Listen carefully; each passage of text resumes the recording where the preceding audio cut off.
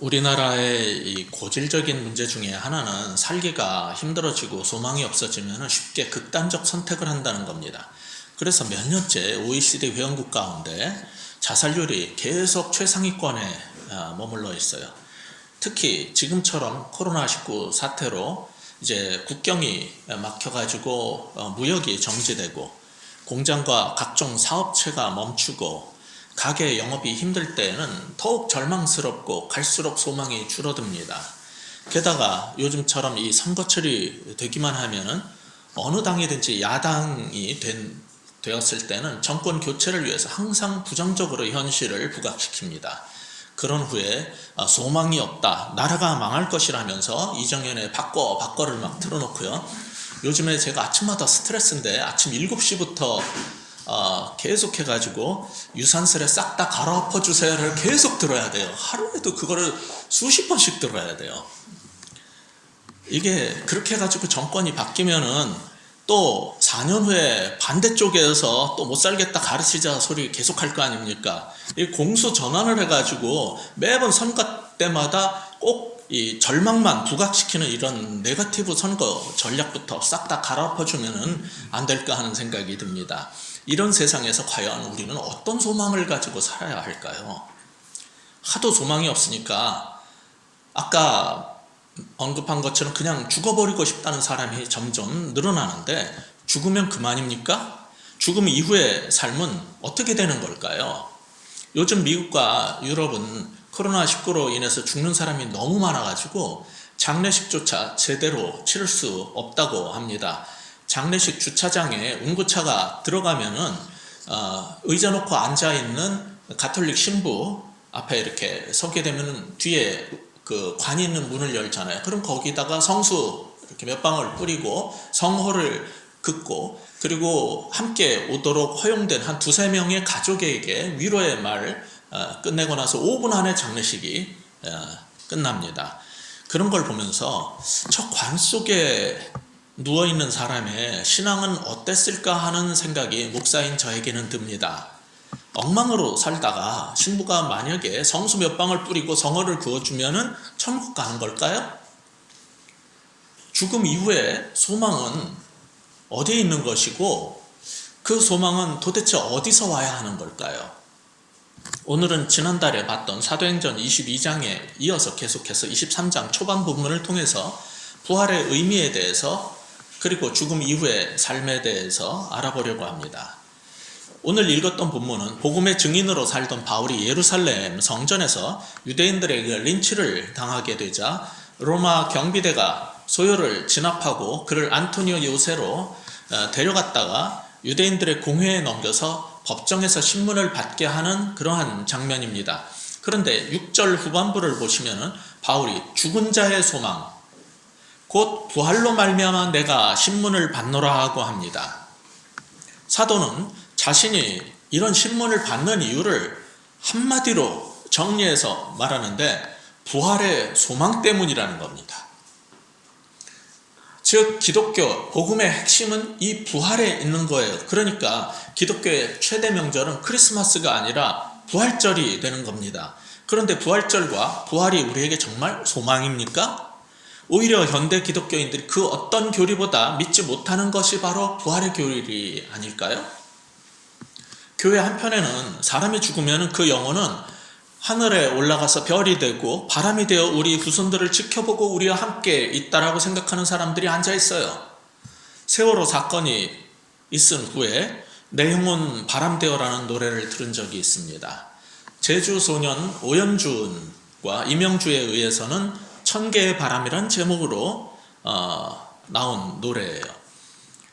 그 당시에 배가 침몰하자 그냥 배에 가만히 앉아있으라는 말을 듣고 구조를 기다리다가 허망하게 죽어간 300명이 넘는 아이들이 떠올라서 그 노래를 들으면서 눈물이 왈칵 쏟아졌어요.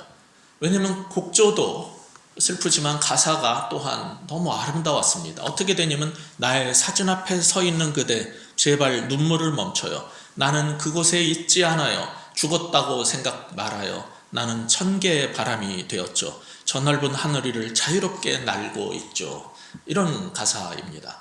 이 가사는 원래 미국의 메리 프라이라는 그 여자분이 1932년에 독일에 있는 유대인 그 부인을 위로하기 위해서 쓴 시가 원전이에요. 그 원래 시에는 내 무덤 앞에 서서 울지 마오. 나는 거기에 없어. 나는 잠을 자는 것이 아니라오. 나는 이리저리 부는 천개의 바람이요. 나는 죽지 않았다오.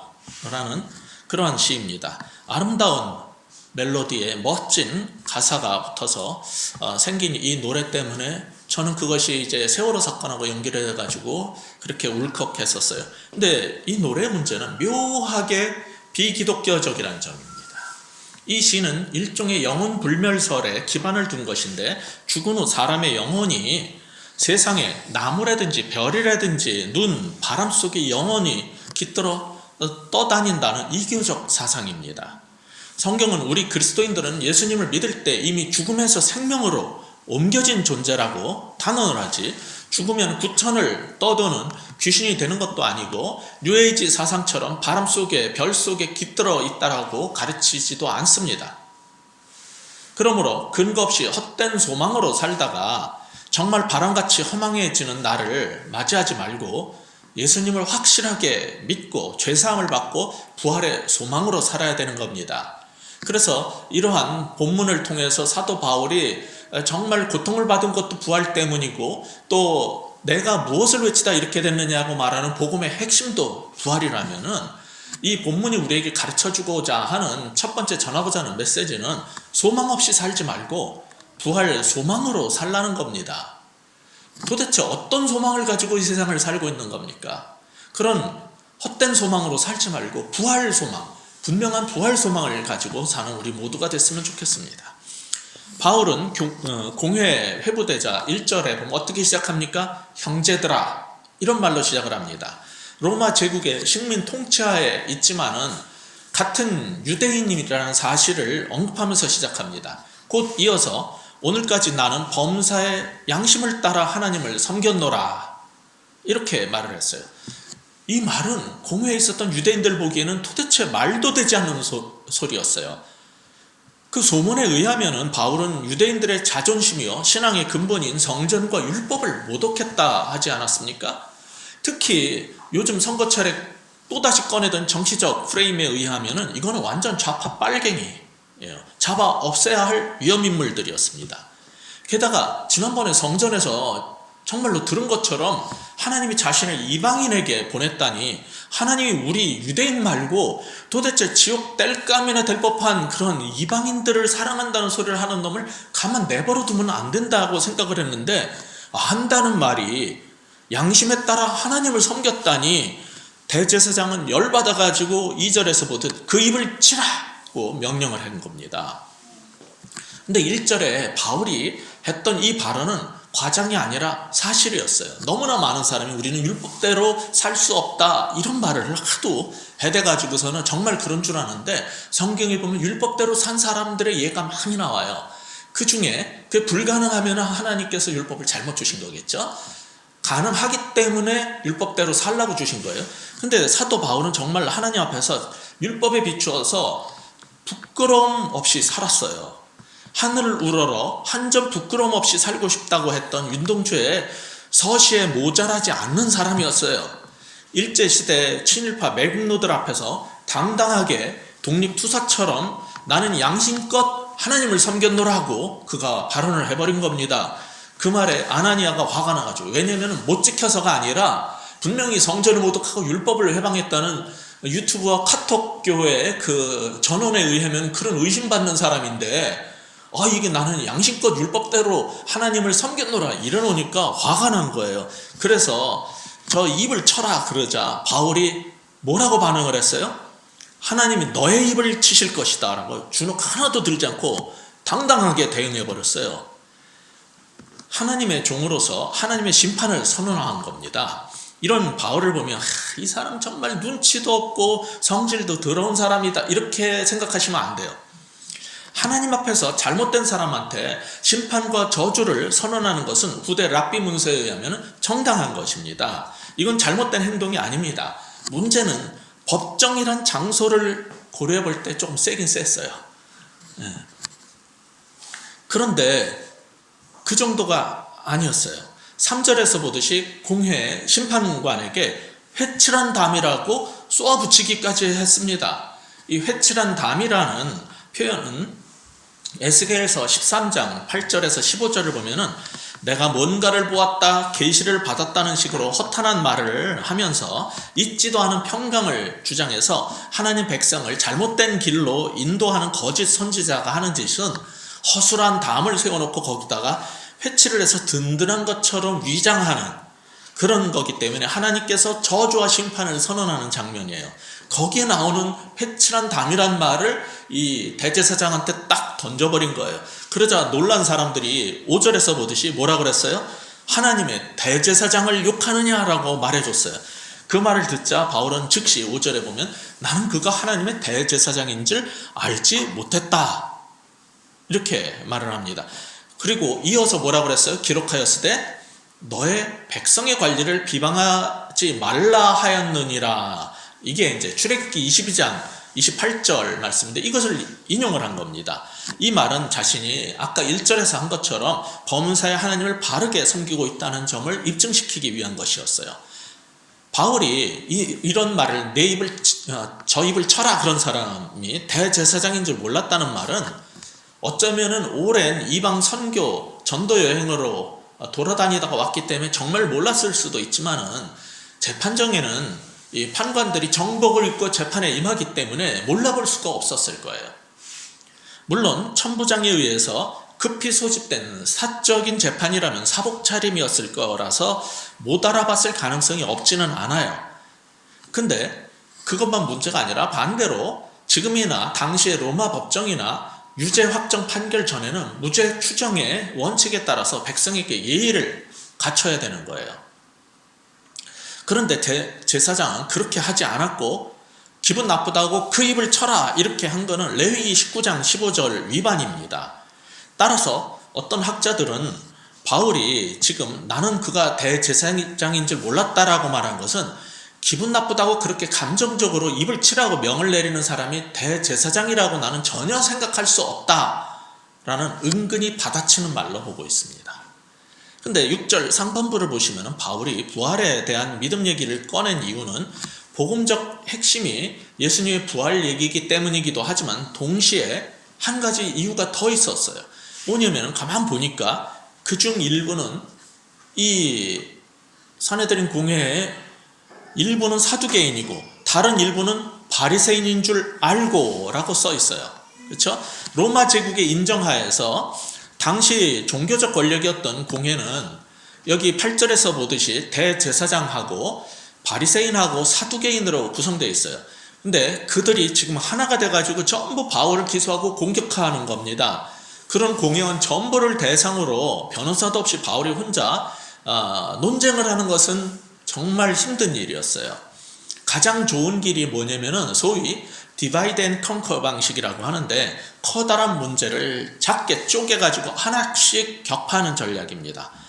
이 컴퓨터에서나 여러 산업공학이나 여러 곳에서 이런 어떤 주어진 사업을 수행할 수 있는 알고리즘을 짤 때에도 이 디바이드 앤 컨커 개념으로 짜라라는 것이 일반 전략입니다. 이런 전략을 취한 것은 바울이 바리새인들은 부활을 믿었지만 사두개인들은 부활을 믿지 않았다는 사전 지식이 있었기 때문에 가능했던 거예요. 8절 우리 같이 한번 읽어볼까요? 시작. 사두개인은 부활도 없고 천사도 없고 영도 없다 하고 바리새인은 다 있다 함이라.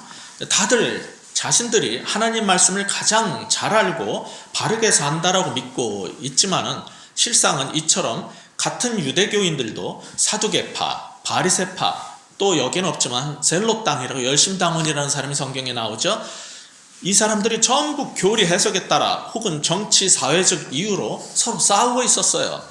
그것을 알고 있었기에 6절 후반에서 보듯 바울은 자신이 바리새의 후손이라고 밝힘으로써 이 색깔론에 젖어 있었던 이 바리새인들에게 공조를 암묵적으로 구한 다음에 자신을 대신해서 사두개파와 격돌하게 만든 겁니다. 이게 이제 바울의 지혜였어요. 혼자서 그걸 전체를 대상으로 논쟁이 안 되니까 그들끼리 둘로 나눠가지고 서로 싸우게 한 이제 지혜를 쓴 거예요. 그 결과는 예상대로 7절에 보시면은 그 말을 한즉 바리새인과 사두개인 사이에 다툼이 생겨서 무리가 나누어진 거예요. 그러니까 바울을 신문하던 공회가 지금 둘로 갈라져서 서로 싸우게 된 겁니다. 이때 궁금한 건 왜 바리새인들은 부활을 믿는데 사두개인들은 안 믿었는가입니다. 대부분은 아무 생각 없이 지나가지만은 이런 게 궁금해야 돼요. 그래서 연구도 해보고 찾아보고 이래야지 전후 상황을 잘 이해하고 성경을 이해할 수 있습니다. 우리는 바리새인들이 경건 생활을 열심히 했으니까 그들이 보수파고 사두개인들은 부활을 안 믿으니까 자유주의 내지는 진보라고 생각을 하겠지만은 실제로는 그 반대였어요. 사두개 사람들은 부활을 부인한 이유가 뭐냐면은 이 부활 교리라는 것은 모든 신앙과 행동 판단의 최종 권위로 인정하는 모세율법 토라에 자명하게 나오지 않아요. 그건 어디서 나온 사상이라고 봤냐면 다니엘서 같은 후기 선지자들이 만들어낸 새로운 신학이라고 생각을 했어요. 그래서 안 믿은 겁니다. 이런 사실은 마태복음 22장이나 누가복음 20장에서도 엿볼 수 있고 당시의 역사가인 요세푸스의 묘사와도 일치합니다. 이런 율법의 문자적 해석과 엄격성 때문에 사람이 죽은 후에 천사나 영으로 존재하다가 마지막 때 부활한다는 그 당시에 흔했던 신앙도 사두개파 사람들은 받아들일 수 없었던 거예요. 이처럼 성경 해석과 교리에서는 사두개파가 보수였고 정통이었어요. 반면에 바리새인들은 성경 해석과 교리에 있어서는 토라의 모세오경에 정확하게 안 써 있어도 폭넓게 받아들였던 진보였어요. 그러나 신앙생활에 있어서만은 엄격하고 보수적인 경건 생활을 추구했습니다. 즉 사두개파는 교리적 보수지만은 정치적으로는 현실주의라서 친일파 친로마파였고 바리새파는 교리적으로는 진보였지만은 삶이나 정치적 측면에서는 보수였어요. 이게 이해가 안 가십니까? 현재 우리나라에도 자칭 보수들은 친일 친미에 앞장서는 그런 형태를 보이고 정치 사회적으로는 진보라고 불리지만은 법 해석과 삶에 있어서는 굉장히 높은 윤리적 기준을 추구하는 사람들이 있어요. 물론 양쪽 다 삶을 들여다보면 완벽할 수 없습니다. 그러니까 파헤치면 누구든지 다 어느 쪽이나 허물이 나오는데 적어도 그 삶의 기준은 달라요. 수준은 달라요. 이런 상황 속에서 바울은 지금 자신이 재판정에 서게 된 본질적 이유를 6절 후반에서 아까 우리가 봤듯이 죽은 자의 소망 곧 부활로 말미암아서 내가 신문을 받노라고 공회 앞에서 외친 겁니다. 부활 때문이라는 거예요. 핵심은. 동시에 자신을 바리새인으로 색깔을 정해주자 바울의 예상대로 그들은 바리새파와 사두개파로 나뉘어가지고 색깔론과 진영 논리에 따라서 자기네들끼리 쌈박질을 시작한 거예요. 여기에 사도행전의 기록자인 누가의 유머가 숨겨져 있는 겁니다. 바울이 이방인을 위한 하나님의 사명을 언급했을 때 22장 22절에서 이러한 놈을 세상에서 없애버려야 한다고 난리를 치던 사람들이 바울이 자신이 바리새파다라고 색깔을 규정해 주자 금방 자기 편으로 여겨가지고 자신들의 정적이었던 사두개파와 일전을 불사하는 모습을 보이는 거예요. 이게 얼마나 웃기는 짓입니까? 이걸 보라는 거예요. 지금 우리의 이런 행태를 보라는 거예요. 그렇게 의로운 척을 하지만은 순전히 정치적으로 행동하는 이런 모습들을 보라는 거예요. 9절에 보듯이 당시에는 바리새파 사람들이 공회에 서기관직을 가지고 있었던 것 같은데 그들이 일어나서 우리가 이 사람을 보니 악한 것이 없도다 혹 영이나 혹 천사가 그에게 말했으면은 어찌하겠느냐는 옹호발언까지 해줬어요. 즉 자신들처럼 부활 교리를 믿는다고 바울이 말하니까 이 사람은 잘못된 게 없고 혹시 바울의 말이 영에 의해서 계시를 받아서 한 거면 어쩌려고 이러느냐라고 대신 걱정까지 지금 해주고 있는 겁니다. 그 말은 부활 교리를 포함한 바리새파의 교리가 너희 사두개파와 달리 우리가 훨씬 영적이라는 자부심을 은근히 표출한 겁니다. 그러니 어떻게 됐겠어요? 10절처럼 큰 분쟁이 일어나 버린 겁니다. 거기에다가 완전히 휘발유를 끼얹어 버린 겁니다. 이건 그저 의견차가 아니라 완전히 목숨 걸고 죽자 사자 싸웠는지 로마 시민인 바울이 유대인 청문회에서 죽임당할 위험을 감지한 로마 장교 천부장이 공회에 개입해서 회의를 종결시켜 버렸어요. 그리고 바울을 빼내서 안토니아 요새로 데려가라고 명령했습니다. 그게 10절 내용이잖아요. 이처럼 유대 공회에는 정치적 실권에 붙은 사두개파와 종교적 파워를 형성했던 바리새파의 거대 양당 체제였지만은 사실 그 외에도 군소 정당이 또 있었어요. 예수님과 사도적 가르침을 싫어하는 또 다른 부류는 어떤 사람이냐면 극단적 신비주의자들이었어요. 그리고 또한 헬라적 영향을 받은 기독교인들도 유사했어요. 플라톤 계열의 철학자들의 생각처럼 육체 없는 영혼의 상태가 훨씬 더 좋은 거라고 그들은 생각했기 때문에 아예 육체에 별 관심이 없는 종교인들이 있어요. 오늘날 한국 기독교인 중에도 이런 사람들이 상당히 많은데 그들은 모두 어떤 생각을 갖고 그냥 위에 있는 초자연적 세계가 중요하고 아래에 있는 이생 즉 자연 세계는 다 사라질 별거 아닌 것으로 보는 정말 헬라적 이원론이에요. 이게 아니면 요한 1세에 나타난 영지주의자들이에요. 우리 한국 기독교인들이 많이 갖고 있는 일반적인 구원론, 천국관도 보세요. 몸은 어차피 썩어 없어질 육체라서 몸에 소망을 안 둡니다. 그리고 예수 믿고 구원받아서 우리 영혼만 천국 가면 된다는 겁니다. 이 고생스러운 세상을 떠나서 육체의 옷을 벗어버리고 하늘로 천국으로 가는 게 우리의 구원이고 한국 기독교인들이 갖고 있는 소망 아닙니까? 그런데 생각해 보십시오.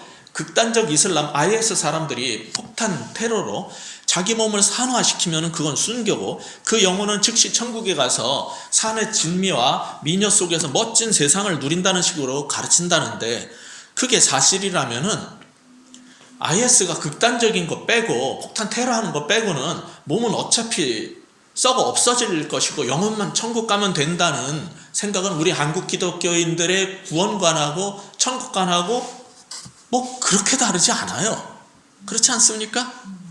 근데 성경이 말하는 마지막 날 우리의 부활은 우리의 영혼이 살아나서 천국 간다는 얘기가 아니에요. 몸의 부활을 말하는 겁니다. 예수님을 믿음으로 우리 영혼이 천국 가는 영적 구원만 의미하지 않습니다. 그런데도 대다수의 한국 기독교인들은 단지 예수 믿고 죄 사함 받아서 죄 많은 몸은 그냥 이 땅에 썩어 없어지면 되고 우리 영혼만 구원받아서 천국 가는 게 소망으로 살고 있잖아요. 성경이 말하는 몸의 부활에 대한 소망은 별로 없어요. 엄밀하게 말해서 영혼만 구원받아서 천당 간다는 생각은 성경적 기독교가 아니고 그냥 일반적 내세지향적 종교입니다. 이거는 원래 기독교인들은 내 영혼이 구원받았다라고 말하는 게 아니에요. 사도신경처럼 죄를 사하여 주시는 것과 몸이 다시 사는 것과 영원히 사는 것을 믿사옵나이다. 이게 성경적 구원론이에요. 이게 성경적 기독교의 핵심이에요. 그 차이가 뭔지 아시겠어요? 사도신경이 말하는 신앙 고백에서 구원이라는 것은 몸이 다시 사는 몸의 부활로 영생을 하는 겁니다. 우리 영혼이 천당 가는 정도의 수준에 머무르는 게 아니라 몸이 부활해서 영원히 산다는 게 사도신경적 신앙 고백이에요. 이런 점에서 부활이, 몸의 부활이 우리 기독교 신앙의 핵심이라는 겁니다. 이것을 오늘 부활절에 여러분은 분명히 아시기 바랍니다. 성경이 부활을 얘기할 때 그것은 영혼의 구원만 의미하는 게 아니라 장차 새롭게 될 새하늘과 새 땅이라는 그거는 저 위에 구름이 있는 게 아니에요. 이 땅에 세워질 새하늘과 새 땅. 이 말을 신천지한테 뺏겨가지고 제대로 못하고 있는데 이 땅에서 새롭게 된 그 이 땅에서 세상을 살아갈 영광스러운 육체의 부활을 말하는 겁니다. 즉 예수 믿는 것은 영혼의 구원이 다가 아니라 우리 영혼이 다시 몸으로 돌아온다는 얘기예요. 이게 이단들은 이걸 모르고 자꾸 이상하게 신비적으로 말을 해서 이제 사람을 홀리는 거예요. 근데 성경적 원래 사도적 신앙은요 몸의 부활을 말하는 거예요. 이게 바로 성경이 말하는 부활과 구원의 의미예요. 예수님이 부활했다는 것도 자유주의자들이나 이단들이 말하는 것처럼 죽은 후 그 영혼이 하늘로 올라갔다는 말이 아니라 변화된 몸으로 무덤 밖으로 나와서 같이 돌아다니시고 같이 먹고 같이 움직였다는 얘기. 그러다가 승천하셨다는 거예요. 그래서 요한복음 11장 24절에서 마르다가 나사로의 무덤 옆에서 예수님과 대화를 하면서 마지막 날 부활 때 다시 살아날 줄을 내가 아나이다라고 한 것도 바로 그 말이었어요. 그러니까 당시 유대교인들한테 이게 충격적이었던 거예요. 예수님의 말씀과 이런 가르침들이 왜 충격적이었냐고요. 다른 이유가 아니에요. 바로 이런 것 때문입니다. 여러분은 이 사실을 믿고 몸의 부활이 여러분의 삶의 소망입니까? 그렇지 않다면 이것은 성경적 신앙을 가진 게 아닌 겁니다. 그래서 오늘 우리 부활절에는 이 부분을 분명히 알게 바랍니다. 성경이 부활을 얘기할 때 그것은 영혼의 구원만을 얘기하는 게 아니고 이렇게 새하늘과 새 땅에서 영광스러운 육체의 부활을 말하는 것이라는 거죠. 즉 예수 믿은 것은 영혼의 구원이 다가 아니고 우리 영혼이 다시 몸으로 돌아온다는 그런 것을 분명히 아셔야 되겠습니다. 그렇다면 오늘 본문이 우리에게 주고자 하는 두 번째 교훈은 무엇이겠습니까? 몸으로 다시 살 부활의 소망을 가지고 살라는 겁니다. 다른 게 소망이 돼서는 안 되고 몸의 부활이라는 이 소망을 가지고 살아야 된다는 거예요. 그런데 사두개인들은 부활을 믿지 않았어요. 그 이유는 아까 말씀드린 것처럼 모세 오경에 그렇게 자명하게 써있지 않다는 해석학적 엄격성 외에 또 다른 이유가 한 개 더 있었습니다. 그것은 그들의 삶의 방식 때문이었어요. 사두개인들은 당시 권세 있는 엘리트들이었어요. 그 사회에서 엘리트들이었어요. 성경 해석에 있어서는 보수적이었지만 똑똑했던 사람들이기 때문에 그들은 로마 제국의 권력에 빌붙어가지고 이 땅의 권력과 세상의 부귀 영화를 지켜왔던 사람들입니다. 마치 강남의 부유한 보수 기독교인들처럼 말입니다. 그들은 세상 권력을 사랑해서 힘없는 조국 이스라엘보다는 당시 미국에 해당하는 로마 제국과 결탁을 해서 신앙과 권력욕을 공존시켜 온 사람들입니다. 그렇기 때문에 토라의 문자적 해석을 지지를 한 거고 그걸 거부하고 폭넓게 해석해가지고 부활을 주장하는 혁명적 좌파들이 싫었고 게다가 이스라엘 독립운동을 하고 있는 바리새파라든지 젤롯 당원들은 자신들의 존재 기반과 기득권을 무너뜨리는 놈들로 여겨져서 아주 싫어했어요. 그래서 그들이 부활 교리를 받아들일 수가 없었던 겁니다. 지금이나 그때나 사두개파 같은 사람들에게는 하나님께서 힘 있는 자를 그 보좌의 권좌에서 끌어내리시고 겸손하고 온유한 자를 높이시며 부동산을 독점하지 못하게 해서 누구나 입을 것과 먹을 것과 살 곳을 주려고 한다는 하나님 나라에 대한 가르침을 아주 싫어하게 돼 있어요.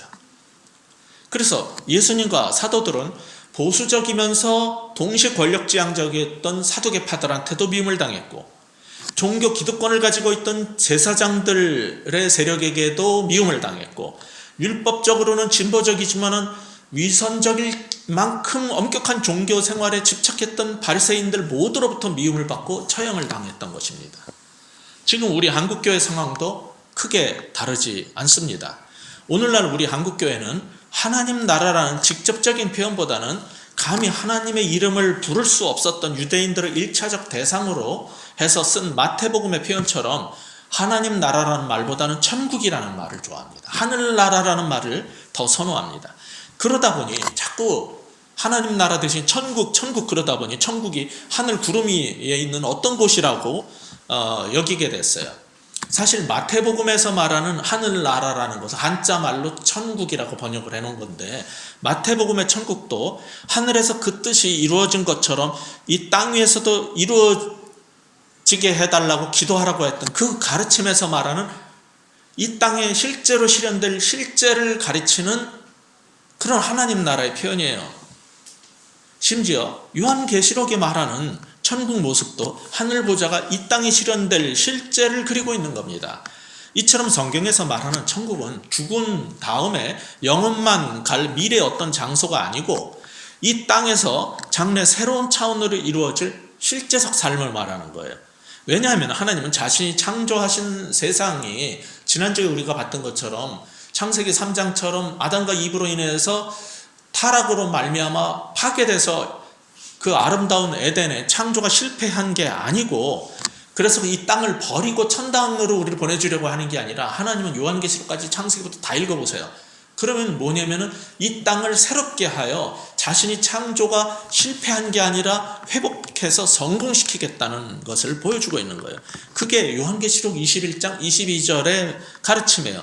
구원받은 영혼이 천국을 가고 우리 몸과 세상이 없어지는 게 아니라 정말 새 예루살렘이 이 땅으로 내려와 가지고 이 세상을 새롭게 하고 우리는 거기서 살아야 되기 때문에 부활한 몸이 필요했던 거예요. 그래서 영혼만 천당 가면 안 돼요. 기독교는 몸의 부활을 얘기하는 거예요. 이게 하나님의 방식이지 일반 종교랑 완전히 차별성을 가지고 구별되는 특성입니다. 그런데 요즘에 많은 보수 기독교인들이 자기가 예수 믿고 구원받아서 영혼만 천국 가면 되는 거예요. 그렇게 보수라 그러면서 요한계시록 14장, 17장, 18장에 계속 반복해서 그렇게 수도 없이 반복했던 요한계시록이 경고하는 바벨론. 그게 당시엔 로마 제국이었고 지금은 어디겠어요? 바벨론이나 로마 제국의 그런 부귀와 물질에 눈멀어가지고 세상에 매달려 사는 그게 사두개인들이라는 거예요. 그들이 과연 참된 성도고 참된 믿음의 소유자로 볼 수 있습니까? 절대로 아닙니다. 그들은 2000년 전 사두개파로 이렇게 욕을 먹는 게 아니라 2000년이 지났는데 이 땅에도 지금도 기독교회 안에 살아 움직이고 있어요. 엄청 자신들이 보수적인 체하지만은 실제로는 이 시대의 로마 권력에 빌붙어가지고 이 땅의 권력과 부귀와 영광을 버리지 못하고 바울 같은 참된 하나님의 사도들을 핍박을 합니다. 그리고 자신들은 부활의 소망으로 살지 않고 땅의 부귀를 소망으로 살고 있어요. 그러면서 자신들의 신앙이 보수라고 그러는 거예요. 그리고 자신들만이 이 땅을 구할 것처럼 외쳐요. 이런 세상 속에서 이 부활절에서 정말 성경이 말하는 가르침이 무엇이고 부활의 의미가 뭔지를 깨달았다면 이제 우리는 그럼 어떻게 살아야 되는 겁니까? 그게 오늘 본문의 마지막 교훈입니다. 이 세상 부귀에 대한 소망이 아니라 몸의 부활의 소망으로 살자는 거예요. 부귀에 대한 소망이 아니라 부활의 소망으로 살라는 겁니다. 오늘날 아까 말씀드린 것처럼 21세기 사두개인에 해당하는 소위 강남에 부유한 보수 기독교인들 역시 세상에서 엘리트라 여겨집니다. 근데 사실 민주주의의 반대말이 사회주의라고 생각하는 무지함이 있어요. 민주주의의 반대말은 사회주의가 아니라 독재적 군주제와 전체주의입니다. 그러니까 어느 분야에서는 이 사람들이 성공하고 잘 살고 똑똑한지 모르겠는데 전체적으로 다 똑똑한 건 아니에요. 근데 자기네들이 아는 범위로 나머지를 다 무시하고 자기네들만 똑똑하고 엘리트인 척을 하면서 신앙도 자기네들만 정통인 것처럼 보수인 것처럼 그렇게 주장을 하고 있는 겁니다. 우리 기독교인들이 추구해야 될 거는 그러니까 자유민주주의냐 사회주의냐 하는 것 갖고 싸울 게 아니에요. 민주적인 국가에서 우리 기독교인들은 하나님 나라의 삶을 구축하는 게 우리가 추구해야 될 바지 그런 거 갖고 정치 이념 갖고 싸우는 데가 아닙니다. 교회는. 게다가 하나님 나라가 뭔지도 제대로 알지도 못하면서 자신들만 신앙 좋고 자신들만 애국하는 척하는 이런 독선과 위선을 버려야지 기독교가 한국 기독교가 살고 우리가 사는 겁니다. 그걸 버리지 않는 이상 한국 교회는 소망이 없어요. 여전히 보수 신앙을 외치면서 하나님보다 가이사를 의지하고 살면 안 되는 겁니다. 2000년 전 사두개인들이 부활을 부인하면서 로마에 기생했듯이 오늘날 21세기 사두개인들도 여전히 몸의 부활은 믿지를 않아요. 내 영혼만 천당 가면 된다고 생각하면서 이 생에서는 현대판 로마 제국을 추구하면서 살면 안 됩니다. 사도행전 23장을 이 본문을 또다시 반복시키면 안 돼요. 이 서울 땅에서, 이 한국 땅에서. 오늘 부활절을 만나는 우리는 그렇기 때문에 자신을 돌아봐야 하는 것입니다. 신앙적 보수성과 함께 세상 부귀에 대한 소망을 버리지 못하고 사는 것은 없는지 우리 자신을 돌아봐야 하는 겁니다. 그리고 이제는 성경이 말하는 참된 부활, 몸의 부활에 대한 소망으로 사는 여러분 모두가 되기를 주의 이름으로 축복합니다. 기도하겠습니다. 하나님 아버지, 한국교회에 만연한 정말 몸의 부활에 대한 신앙은 믿지 못하고 그저 우리 영혼만 죄사함 받고 천당 가면 된다는 식의 신앙을 버리게 하여 주시옵소서. 하나님께서 이 세상을 포기한 것이 아니라 세상을 회복시킬 것이고 우리의 죄와 반역에도 불구하고 새롭게 하실 것이고 우리의 이 썩어 없어질 육체의 몸을 포기하지 아니하시고 주님 다시 오실 때 우리 몸을 예수님처럼 새롭게 부활시키시며 이 땅에 세우실 새로운 에덴, 새로운 땅, 새로운 하늘에서 주님과 함께 영원히 행복하게 살게 하는 이것이 우리의 참된 소망이 되게 하여 주옵소서. 부활절 때마다 그저 잠깐 계란 먹고 그냥 잠시 칸타타 듣고 끝나는 부활절이 되지 않게 하여 주옵소서. 하나님, 우리의 몸을 살리겠다라는, 우리의 영혼을 구원할 뿐만 아니라 우리에게 다시 새 몸으로 돌아가게 해주겠다는 그 선언이 성경이 말하는 부활이라는 것을 분명하게 깨닫고 그 소망을 가지고 힘들지만 이 땅을 담대하게 믿음으로 살아내는 우리 모두가 되게 하여 주시옵소서. 이것이 우리의 정말 신앙의 본질이 되게 해주시고 사도 바울이 그토록 목숨을 걸고 지키려고 했던 십자가의 복음과 그리고 부활의 핵심 교리라는 것을 깨닫고 우리도 그 증인이 되게 하여 주시옵소서. 예수 그리스도 이름으로 간절히 기도하옵나이다.